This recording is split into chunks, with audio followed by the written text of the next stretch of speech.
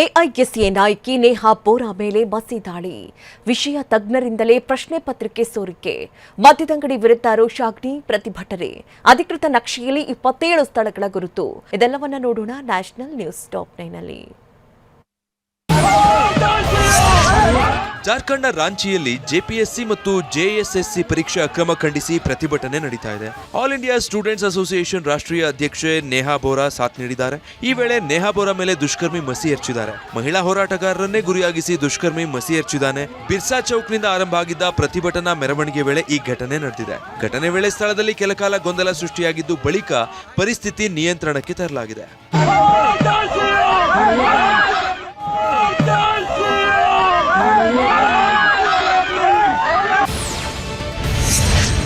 Chhattisgarh police ನೇಮಕ ಪ್ರಕ್ರಿಯೆಯ merit ಲಿಸ್ಟ್ನಲ್ಲಿ news, space ರಾಣಿ, ಹೇರಾಮ್ ಹಾಗೂ ಭಕ್ತ ಪ್ರಹ್ಲಾದ ಎಂಬ ಹೆಸರುಗಳು ಕಾಣಿಸಿಕೊಂಡಿವೆ. ಇದೇ ಜುಲೈ 12ರಂದು 341 ಹುದ್ದೆಗಳಿಗೆ ಪರೀಕ್ಷೆ ನಡೆದು ಇದೇ ಆಗಸ್ಟ್ 4ರಂದು ಫಲಿತಾಂಶ ಪ್ರಕಟ ಆಗಿದ್ದು ಅಂತಿಮ ಹಂತಕ್ಕೆ 7301 ಅಭ್ಯರ್ಥಿಗಳು ಅರ್ಹತೆ ಪಡೆದಿದ್ದಾರೆ. ಈ ಲಿಸ್ಟ್ನಲ್ಲಿ ನ್ಯೂಸ್, ಸ್ಪೇಸ್ ರಾಣಿ, ಹೇರಾಮ್ ಹಾಗೂ ಭಕ್ತ ಪ್ರಹ್ಲಾದ ಎಂಬ ಹೆಸರುಗಳು ಕಾಣಿಸಿಕೊಂಡಿವೆ. ಈ ಪಟ್ಟಿ ಸಾಮಾಜಿಕ ಮಾಧ್ಯಮದಲ್ಲಿ ವೈರಲ್ ಆಗ್ತಿದೆ. ದೇಶಾದ್ಯಂತ ವ್ಯಾಪಕ ಸುದ್ದಿಗೆ ಗ್ರಾಸವಾಗಿದ್ದ ನೀಟ್ ಪ್ರಶ್ನೆ ಪತ್ರಿಕೆ ಸೋರಿಕೆ ಪ್ರಕರಣಕ್ಕೆ ಸಂಬಂಧಪಟ್ಟ ಹಾಗೆ ರಾಷ್ಟ್ರೀಯ ಪರೀಕ್ಷಾ ಸಂಸ್ಥೆಯ 3 ವಿಷಯ ತಜ್ಞರು ಕೈವಾಡದ ಕುರಿತು ತನಿಖಾಧಿಕಾರಿಗಳು ಪತ್ತೆ ಮಾಡಿದ್ದಾರೆ.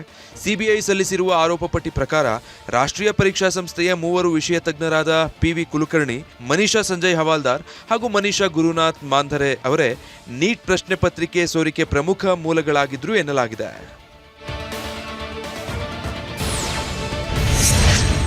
ಪ್ರಶ್ನೆ ಪತ್ರಿಕೆ ಸೋರಿಕೆಯ ಪ್ರಮುಖ ಆರೋಪಿ ಎಂದು ಹೇಳಲಾಗಿರುವ PV ಕುಲಕರ್ಣಿ ಈ ಹಾಳೆಗಳನ್ನು ಬಳಸಿ ರಸಾಯನಶಾಸ್ತ್ರದ ಎಲ್ಲ 135 ಪ್ರಶ್ನೆಗಳನ್ನು ಸಂಕ್ಷಿಪ್ತವಾಗಿ ಹಾಗೂ ಅವುಗಳ ಉತ್ತರದ ಆಯ್ಕೆಗಳೊಂದಿಗೆ ಸಣ್ಣ ಚೀಟಿಗಳಲ್ಲಿ ಬರೆದುಕೊಂಡು ಅವುಗಳನ್ನು ಯಾರಿಗೂ ತಿಳಿಯದಂತೆ ಹೊರಗೆ ತೆಗೆದುಕೊಂಡು ಹೋಗಿದ್ರು ಎಂದು ಆರೋಪ ಪಟ್ಟಿಯಲ್ಲಿ ತಿಳಿಸಲಾಗಿದೆ.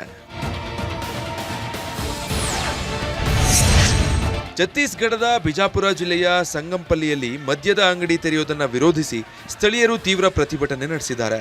ಆಡಳಿತ ಮಂಡಳಿ ಪೊಲೀಸ್ ಭದ್ರತೆಯೊಂದಿಗೆ ಮದ್ಯದ ಅಂಗಡಿಯ ಬಾಗಿಲು ತೆರೆಯಲು ಯತ್ನಿಸಿದಾಗ ಮಹಿಳೆಯರು ತಮ್ಮ ಮಕ್ಕಳನ್ನ ಎತ್ತಿಕೊಂಡು ಬಂದು ರಸ್ತೆಗಿಳಿದು ಪ್ರತಿಭಟಿಸಿದ್ದಾರೆ.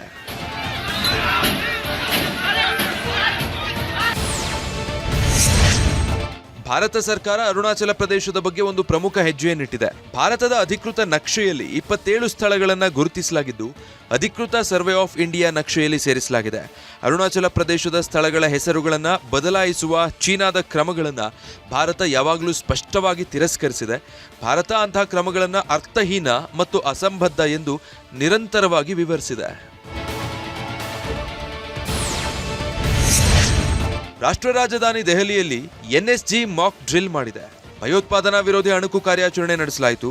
NSG ಜೊತೆಗೆ ದೆಹಲಿ ಪೊಲೀಸರು ಕೂಡ ಅಣುಕು ಪ್ರದರ್ಶನದಲ್ಲಿ ಪಾಲ್ಗೊಂಡಿದ್ರು. ದೆಹಲಿಯಾದ್ಯಂತ ಪ್ರಮುಖ ಸರ್ಕಾರಿ ಕಟ್ಟಡಗಳೂ ಸೇರಿದಂತೆ 12ಕ್ಕೂ ಹೆಚ್ಚು ಸ್ಥಳಗಳಲ್ಲಿ ಅಣುಕು ಕಾರ್ಯಾಚರಣೆ ನಡೆಸಲಾಯಿತು.